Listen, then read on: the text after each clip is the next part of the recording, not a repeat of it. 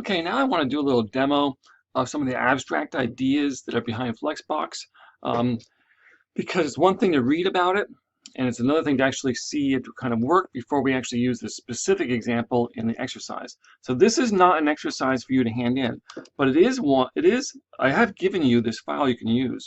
It's the demo file you can download. So I strongly suggest you go download that file, pause this video, and then bring it up in your code editor, and then play along with me as I go, because it'll help you to figure out how it works, and then you can actually try some other things on your own using the flex idea. This is kind of as a version of the kind of file that they use in the textbook to show in the examples as they go along with the impact of different parts of the different flex commands. So again, this is not something you're going to hand into me, but we will move then afterwards we move into an exercise that you will be. Let's look at this first and see that yes, it has a title and it's in style. It's got all this classes, box, so on and so forth, down through.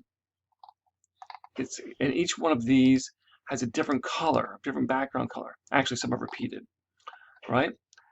It also gives all these divs. There's all these different divs. Each one has a class, and of actually two different classes, box and then a certain box, right? And then there's an overall div and container, which I've given the name of container to, which is tradition. Remember, IDs don't do anything, but the tradition is we call the thing going around a bunch of wrapped stuff a container. So what happens if I run this? Right now, it's just a whole bunch of boxes. Now, these boxes have a single number in them and different color. But you could imagine these boxes could be paragraphs with headings. They could be images. They could be all kinds of things in the real world, individual chunks of divs. And in the future exercise, we will be doing a gallery, which will be images and text for captions. Okay, so let's go ahead and see how Flex works. We have an overall container, and that's what we're going to use first. And here I have the hashtag container. You should have it also. And the way we activate the flexing is we say display flex. Okay, and that's it. That's how we start it. And we're going to run it. And bang! It's an amazingly powerful thing to begin with. This is the default flexing situation. It takes all the things and essentially floats them all to the left. That would be the impact of it. And they squish down to their small size, and all the extra space is left over on the right. It's also default that it's kind of like based on a row as opposed to a column. It's based on a row. Okay, so now we can try some flex direction. Will be the next command.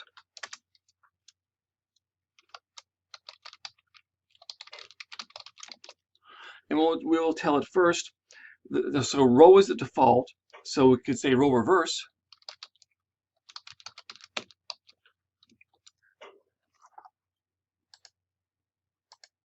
And what did it do? It made them turn them around backwards and put the extra space on the other side. Okay, and we can also tell it column.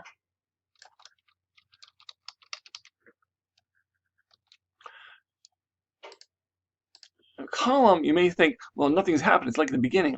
But remember, these divs will expand to their full size if they have the option. And by doing a column, we're just telling them to stack one on top of each other. But so you can see that it is working, we could also do column reverse.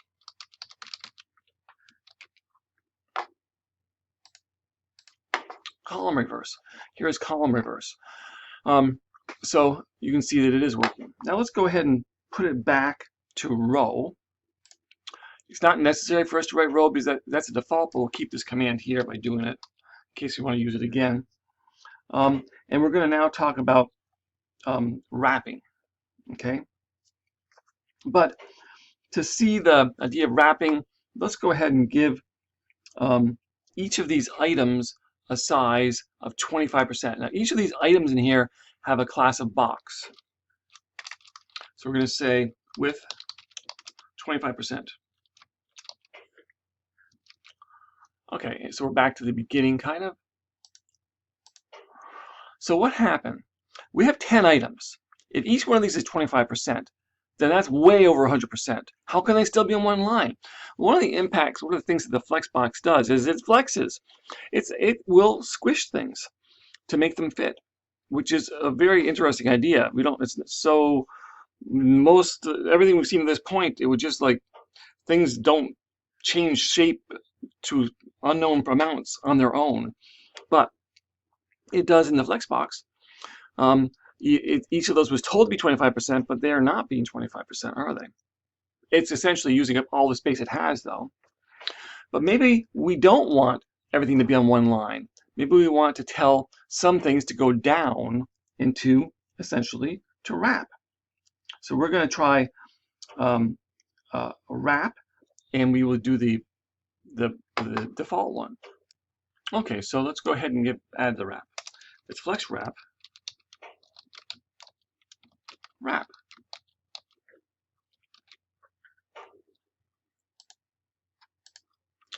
Hey, all of a sudden it's starting to look kind of like a gallery. And these are some of the commands we'd be using for the gallery. Again, now we can see the 25% is working. The extra space is just left at the end, but it does change for screen size. It squishes because it's based on percentages. You'll also notice this blue line. I have a border on here that's showing us the color of the overall container, so we can keep track of it as we go. No wrap is the default, so we won't do that, but there is a possibility of a wrap reverse.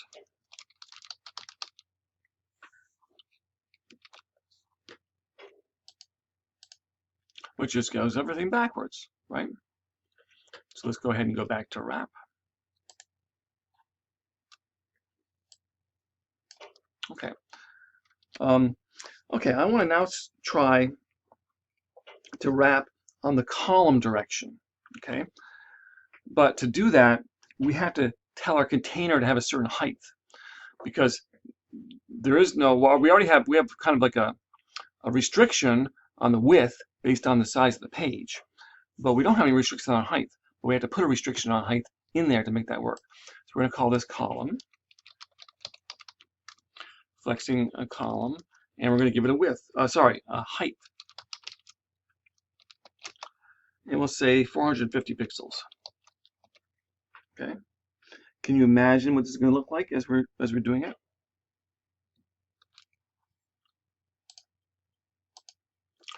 So now we are flexing, and we are wrapping, and it is based on 25% because there's 4 in each group, but it's based on columns.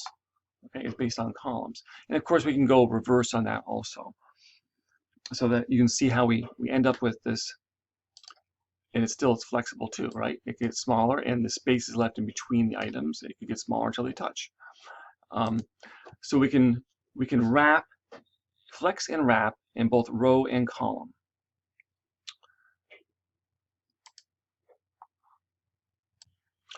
But what happens if we say, instead of wrap, if we say no wrap?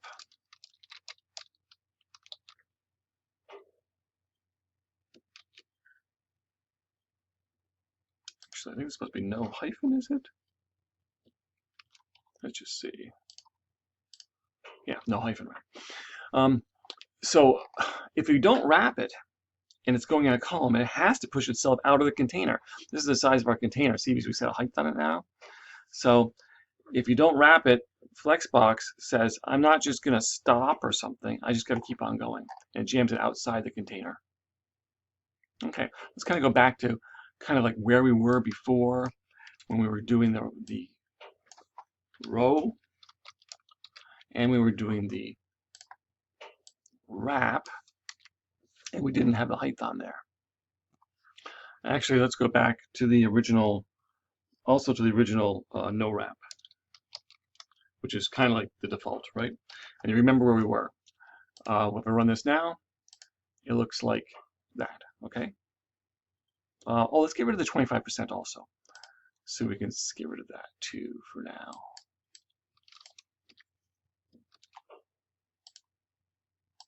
Okay, so it's kind of like where we started off. I want to show you the justify content command.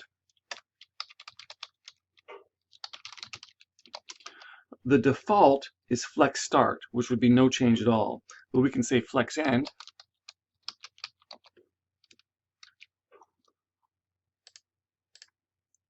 which goes to the end and puts the space on the other side. Okay, but the powerful one, which can be very useful, is the center. Okay, center. Okay, now we will continue.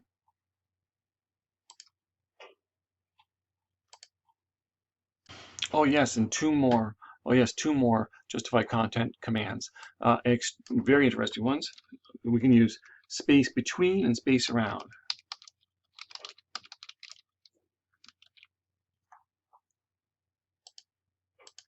Space between takes all the leftover space, squishes everything, squishes those items down to their minimum size, and puts the space in between. And you can imagine space around, which is another way to do kind of like automatic spacing is what this is doing.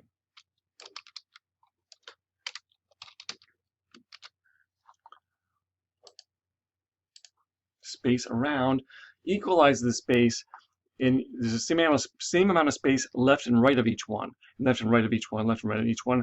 That's why there seems to be less space over here, because it's just the space same as is over there. Okay, now we're going to continue along to look at changing some specific things. Okay, now I want to show you how margins can interact with the flexbox system also. We're going to get rid of the justified content space around also as we get back here, kind of like the beginning around again. So we've got this dot box down here. Let's use that finally. Again, what that is. Let's give every one of this, the dot box applies to every one of these boxes. Let's give it a margin of 0 and 6px. So that'd be 0 top bottom, 6px left right. Okay, let's save and run it. What happened there? It's just added that little bit of space in between every one of them. So it would imagine that you have little items, you just want to have a little bit of margin in between them. You can use margins. You don't have to use just space around and space between and so on. But in the example in the textbook, and this is what I want to show you here with another use of margins, is imagine that these are what? The first one is a logo, and the rest of these are navigation items at the top of the page. And we don't want them all sitting side by side. We want the logo on the left and all the rest of these on the right. Well, here's a way to use an auto margin with one of the items to push all the rest of them over. We have to make a new selector to do this. You see each of these also have an individual class. So we're going to do box 1. Dot box 1. And we still need our curly brackets, right? And now we're going to say margin on that one is going to be 0, auto, 0, 0. Oops, get my semicolon in the right place. That would be awkward. Okay, so we're telling it 0 top, auto on the right, and then 0, 0 on that one, the first one, as if it's a logo in, for instance, and then on the other side we want to have our navigation. And that's how it works. We can use auto to push all the rest of the gap in between two items there. Okay, let's move to something a little less abstract, though. I do hope you remember that little example with the auto margin, because she talks about it in her textbook, and it might be something you might find useful. But let's get rid of that. No more box 1. Don't need it. We'll leave this, but we'll change the margin in a minute. Container, yes. Flex, yes. Row, yes. We do want it to wrap now. And we're going to do justify content again. Whoops. And we'll do space around.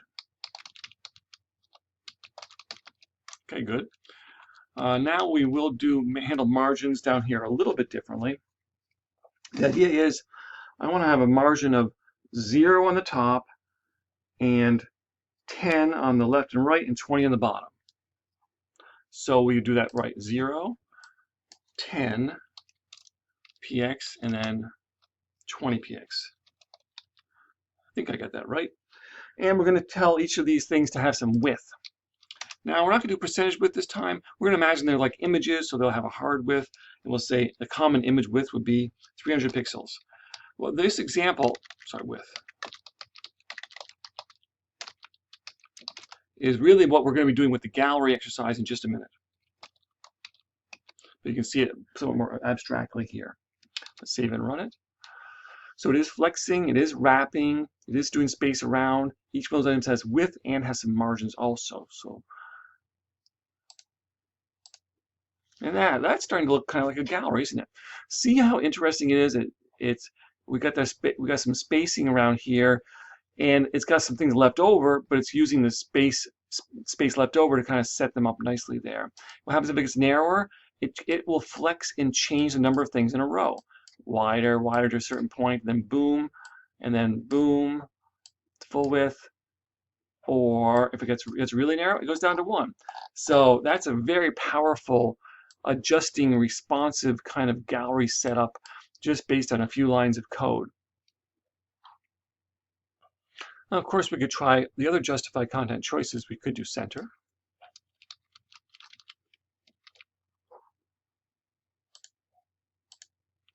And does kind of all center group them, but when they get to a certain, they still flex width-wise when they can change the number of things and so on.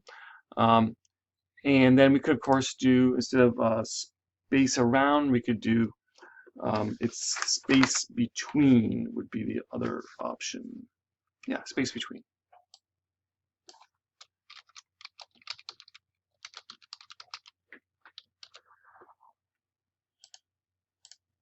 Okay, so now it pushes the space in there. Of course, if it gets narrower, it does the same thing based on that, and so on. I think the center or the space around would be the most useful choices for the gallery. And let's go ahead and move on to the gallery now and look at that exercise. Okay, on to the gallery exercise.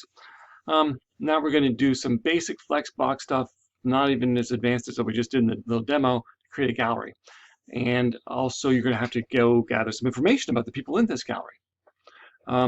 So we're going to use this video, and you can use the textbook and use the instructions, which I'm showing you right here too. I think you use some work to do as far as folders, as usual. Project folder could be gallery exercise. Don't really need an originals resource. Root folder could be gallery in your name, sure. Download into this root folder these things. First, there's a gallery exercise there, HTML file, which I'm going to open in just a moment. That's our base HTML file to start with for this exercise. Of course, I want you to change the name of it to your name, but whatever. Here's something different. You need a subfolder called images, and down into that subfolder, download into that folder the 6 cab images. That's cab 1, cab 2, cab 3. There's 6 cab images there. C-A-B. Okay.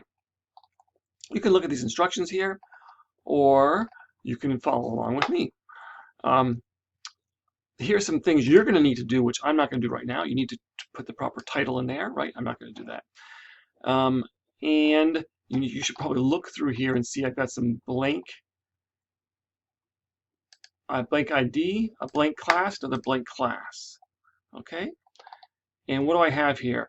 A header, which is going to be your name. I think your first name would be fine, Jax, or whatever, probably possessive. And then we have a paragraph with an image inside of it, another paragraph which looks like it's a caption. And then there's a footer down below. And do look and notice that I've already given you the IMG SRC and the relative path, which is, of course, all the images are assigned an images folder cab, right? So I'm going to run this to show you what it is. Okay. Of course, your stuff will be here, and you could change the text in there if you wish to, I suppose. But this is the start of a photo gallery, of a gallery with captions. Who is that guy? Well, that guy's name is, let me look this up because these guys are kind of new to me right now. Antony Blinken. He is Joseph Biden's nominee to be Secretary of State. And so these are actually all going to be images of people either in the cabinet or expected to be in this cabinet. Some of them. There's many more people in the cabinet too. We're just going to do 6 of them. So I'm not going to write that caption. More about that, you're going to have to write it later. But we see there's some problems already, right? The caption is extending out beyond the image, okay? And if I look in the HTML, I don't see anything about a container or a gallery item or a caption in here too. We've got some HTML work to do also. Now, if we were doing a floating gallery, I mean, you already get the idea of how to float images and so on, you would be obviously putting this image and the text into a container. We still want to do that. And then you'd be floating that container, but we're not going to be floating this time. We're going to be using the Flexbox. Okay, so we still need to have a container around this, but remember, because we're using Flexbox, we need to have a container around the entire flexed area. So let's start like that. So those containers are almost always divs. Do notice that this is not going to affect the header. We're not doing Flexbox on the header or the footer. So it just goes around this area here. I'm going to start my div right here. So open a div, and you can just type along with me. As I said, not a lot of original work right here, but still useful for you to type it so you can see it. I think typing the stuff out yourself, even if you're just typing what I'm typing, can still give you a better idea about how to do it. And of course, this div is the container. So it has an ID equals container. Container, the word container is not magic in any way. We just have to make sure it's spelled the same as the word container here. Okay, good. So that's how we're going to flex everything. Now, this item here, which is the image and the caption, it needs to be contained also. It needs its own div, right? We're going to open a div there and close a div there. And this guy is going to be a gallery item. But if you see, I've chosen gallery items to be a class. Why is that? There's more than one gallery item. There's gallery item over and over again, just like there's caption over and over again. So that's a gallery item, which is a class. So that div has a class equals, don't forget your quotation marks, gallery item. Okay. Naming these things some kind of item is commonly done also, gallery item. Now let's go ahead and name the caption. So the caption is inside of a paragraph, right? And there's no reason to have to use any other block element or grouping element or anything around that. Let's just use that paragraph. We'll give that paragraph a class of caption. Good. And this hasn't changed anything. We've just been making containers and labels here, right? You want me to prove it to you? Okay. Nothing's changed, but it will soon, because we're going to name this thing named container now. We're going to tell it to display flex.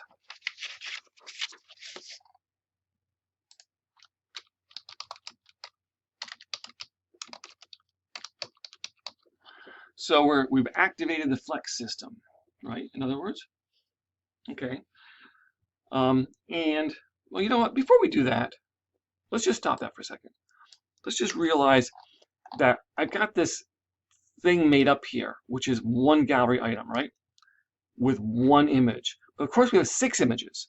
So why don't we get the others in at the same time? Then it'll make a bigger impact when we start doing our flexing. So I'm going to copy that whole thing and paste it down here. And now I'm going to call this, it's exactly the same, except I want the image number 2 in it. And I'm going to do the same thing for 3, 4, 5, 6. And you should also, I'll come back when I'm done. Okay, so I've got all these gallery items with number 2, image number 3, number 4, number 5, number 6. And I made sure not to get mix these up with the overall div, which still has to sit there and exist on its own here, and not to overlap them. Or because if you screw up and you lost a div in this process or something, you're going to have problems.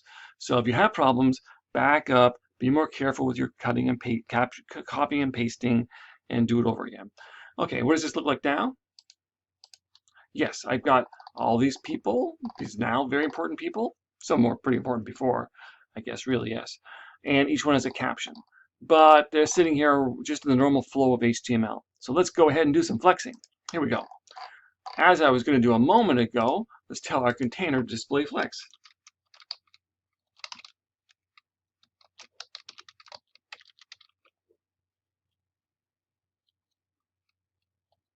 Oops, there. Let's see what that does. And it does, all of a sudden, it's just like we floated everything, but it doesn't fit very well. And it did try to do something with the captions, and there's no space in between them. So there's some problems, but you can see we're already off to a really good start with just one command. Let's go ahead and tell it flex wrap to wrap, and we're going to justify content center. Center or space around would be fine. Okay, we're going to tell it flex wrap and justify content.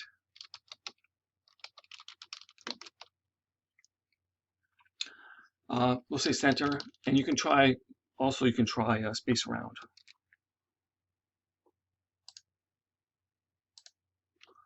All of a sudden, we've got a lot more going on here. It feels more like a gallery, but we have the issue with the captions now, right?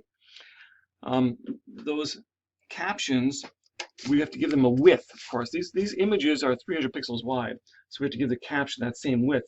We might as well do some other styling, which is going to make sense with the captions too, at the same time. I'm having trouble getting my papers to stand up here. Hold on. Okay, yeah. So let's go into the caption. Dot caption, we'll say width.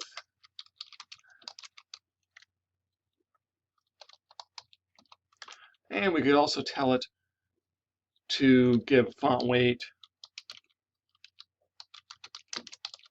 bold, and we could tell it font size 1.2 EM. You'll notice this stuff similar I've did to an earlier page.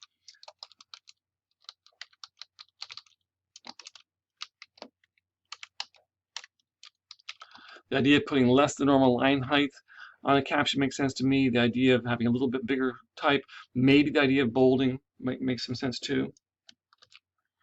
And now what about these gallery individual? Well, let's run this and we'll see. Okay. Yes, that's kind of working, but kind of not, right? Because we need some space in between these guys too, right? Okay. The captions are looking a little better now, but they're very hard to read with everything all jammed together like that, right? Okay. Let's tell each gallery item itself to have some margins. It's going to be 0. We do the treble method, and then we can do 10 px, 20 px, and 10 px. And there's a shorter way to write that, which you can figure out too.